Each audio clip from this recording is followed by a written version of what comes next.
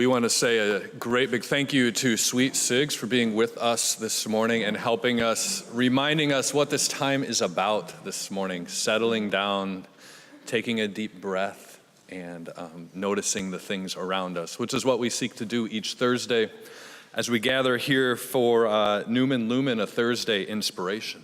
And I want to welcome you all here this morning. I am Adam Miller-Stubendick, assistant chaplain on campus. And our theme for this year is Reconciling Lives, Personal Stories in the Search for Multi-Faith Understanding. I'm delighted to spend this time with you this morning, and I'm excited to hear from University Chaplain Jan Fuller and her reflection on our theme of Reconciling Lives, Personal Stories in the Search for Multi-Faith Understanding.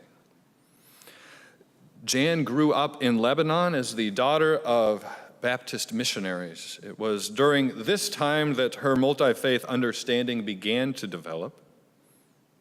Prior to coming to Elon in 2011, Jan was chaplain at Hollins University, her alma mater, for over 20 years.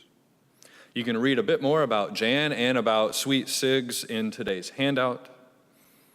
Jan's talk this morning is titled, Egypt Teaching California, What Muslims Taught Me About Respecting My Own Christian People. Please join me in welcoming Jan.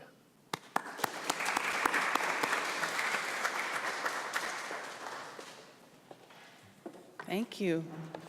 You're kind of scattered, you're kind of spread out today. I wonder if any of you know each other. Well, it makes me wonder. 2 winters ago, I gathered with 27 members of my immediate family in California to celebrate Christmas at my parents' home. The pastor of the local community church asked me to preach on Christmas morning, and I accepted his invitation. As I prepared to travel to California, the phone began to ring. First, my brother informed me that he and his family would attend a different church for Christmas due to the fact that the preacher that day would be a woman. We disagreed about this sort of thing, he said, and I was surprised. 30 years ago, I officiated his wedding. So over the phone, I didn't bless him. I didn't agree or argue with him. What could I say? And a few days later, my sister called to tell me that she and her husband didn't believe that women should be ordained or preach or speak aloud when there were men in the room, at least not in worship, and that they would not come to church on Christmas either. It would constitute for them the sin of hypocrisy to attend, to appear to be supportive when they were not. Again, I was so blown away that I couldn't summon up a response. What had happened to my family? Were we raised in the same household, on the same Bible, by the same parents? I had been an ordained minister since 1981, a full 31 years, and preaching even before that. I said to my sister, you could have waited another 31 years to say so. My mother, of course, the best preacher in the family, the most articulate and the most feisty advocate of almost every cause, nearly had a stroke. She was on the telephone and burned up the digital circuitry all over the United States, sending emails and letters, reasoning with them, chipping away at their biblical interpretations, and finally simply asking them to behave as family. And it was to no avail. Remember that these were the early days of the revolution in Egypt. The week before Christmas in 2011 in Cairo, the Christians of Egypt came together to pray for their country. They met in the largest facility they could find and brought their churches together to sing each other's hymns, to hear each other's preachers, to pray for their nation, their leaders, and their futures. They were Copts, Greek Orthodox, and Catholics. They were Anglicans, Presbyterians, Lutherans, Seventh-day Adventists, Baptists, Assemblies of God, Mormons and non-denominational Christians, and a whole lot more. All day the week before Christmas, they prayed and preached and sang and fasted and shared bread and wine in each other's ways and held their country up to God for blessing. Well, a few of us held out hope that it wouldn't happen, but on Christmas morning in Georgetown, California, the Fuller family got up and went to 2 different churches. And then, in the most bizarre scenario of all, everybody came back to the house for Christmas dinner, trying to be whatever normal had once looked like, acting generally like nothing had happened. And the end of that holiday was followed by a long silence. A few letters were exchanged and answered without progress or understanding, creating more occlusion and misunderstanding even. I received the longest and most condescending letter I had ever seen in the world, a long treatise on biblical inerrancy and a detailed description from an encyclopedia on the biblical position of women from Paul's perspective. Never mind that I have a degree in biblical studies and know all these arguments by heart, as well as many better ways to read the scripture and many ways to counter those arguments. My friends, until now, I might have told you that I was born without the Christian judgmentalism that I see a lot of in America. But now that would be lying. For in the days that passed after that Christmas holiday, judgment came rushing through me, almost overtaking my sense of familial affection. I composed 100 snarky letters in my mind, laying awake at night, and finally, I myself gave in to the silence and got busy being here. I know it's not very useful. And sometimes it's just easier not to think about it. But when I did think about it, I found ugly things. I found in myself a willingness to disengage rather than to get in there and keep working, wiggling, niggling the issues and the people.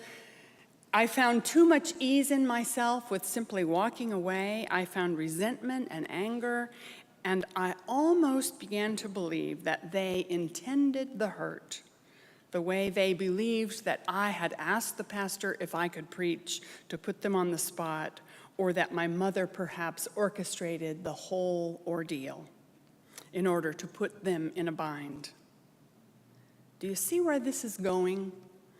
To an irreconcilable set of victims against the wall with nowhere to go, no way to reconcile, and this is the way wars begin.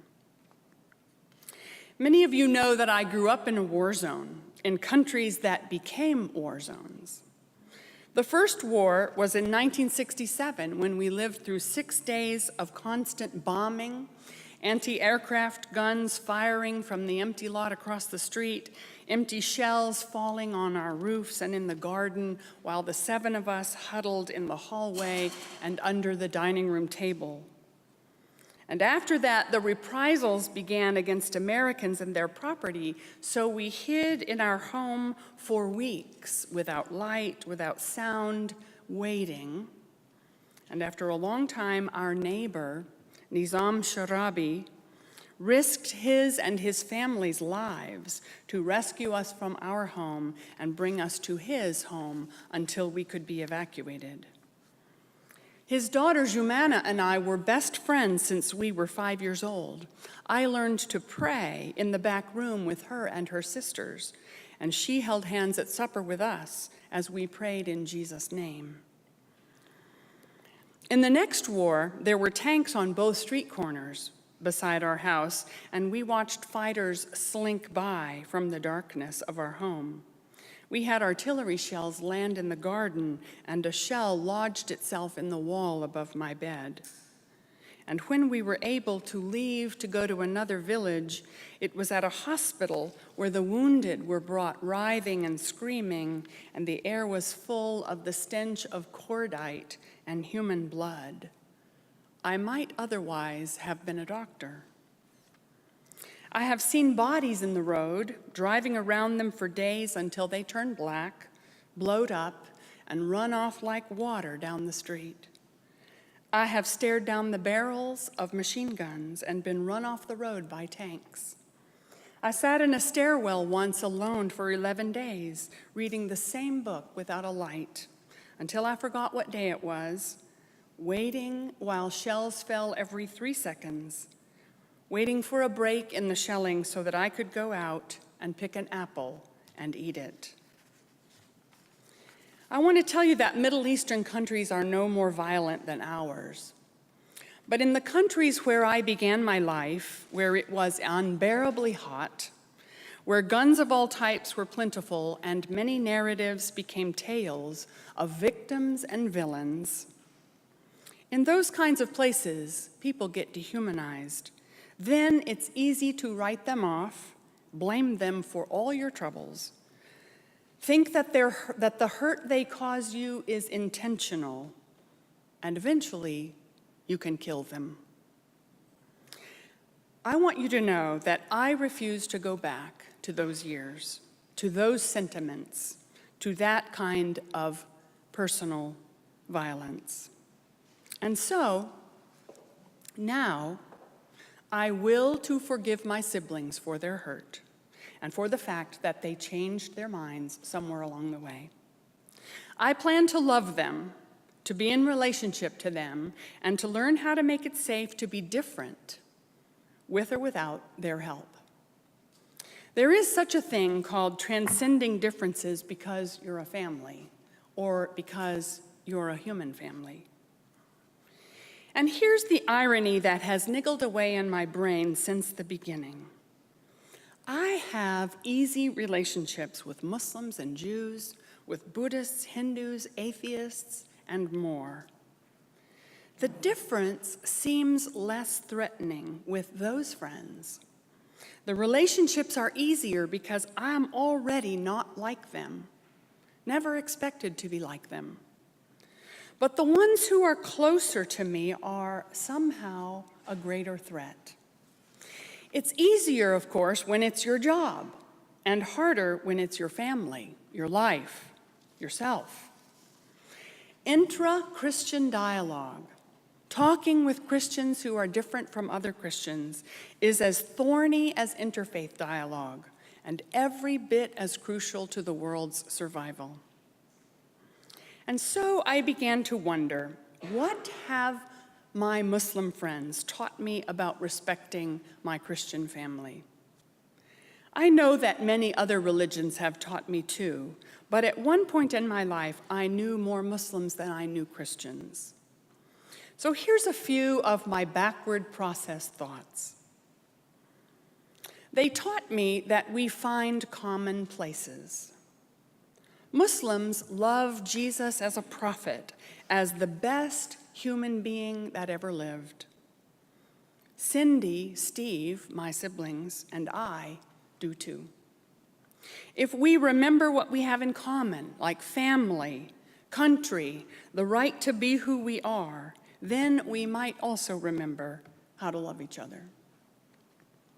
From Muslims, I learned to pray, day by day, humbled, head on the ground in submission to the Holy One.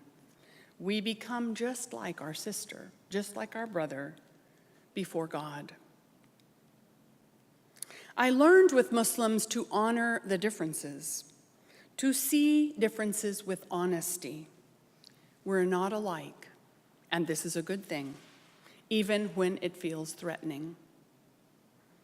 I learned from my Muslim neighbors to be curious rather than decisive, open rather than judgmental. And I tell you and confess to you again that it's hard work. And I learned from my Muslim neighbors and friends that when all else fails, you should pour more coffee. Eating and drinking together makes us more human, inspires us to hospitality that is required of us, and gives us hope. And finally, I learned that it doesn't matter what you believe unless you can do the right thing. We American Christians tend to think that we are right if we can assent to the right set of beliefs and come to the right answers. Muslims know instead that it's all about what you do, not what you say and not what you believe, but what you do, because what you do over and over becomes who you are. In the late summer of this year, when the fighting in Egypt was very bad, I saw a photograph from Cairo of burning buildings, pluming smoke, and a ring of men ominously surrounding a church. The photographer's caption indicated that these Muslim neighbors surrounded the church, facing outward in order to protect those inside while they worshiped on a Sunday morning. And then I found another picture of Christians surrounding lines of Muslim men on their knees in a square, guarding them in prayer.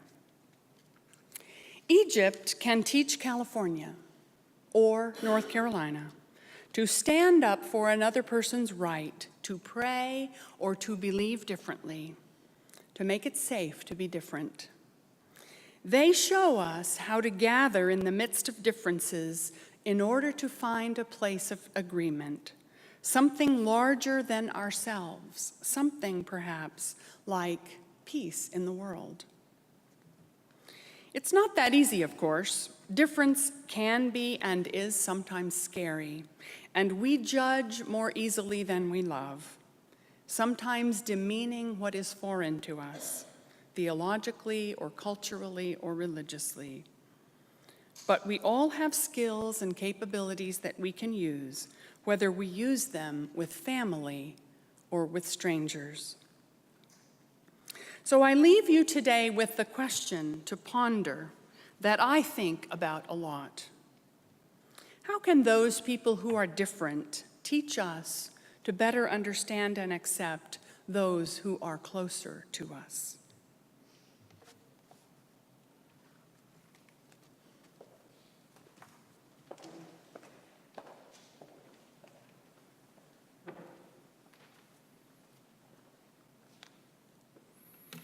Thank you, Jan, for sharing your story with us and gifting us with a part of who you are.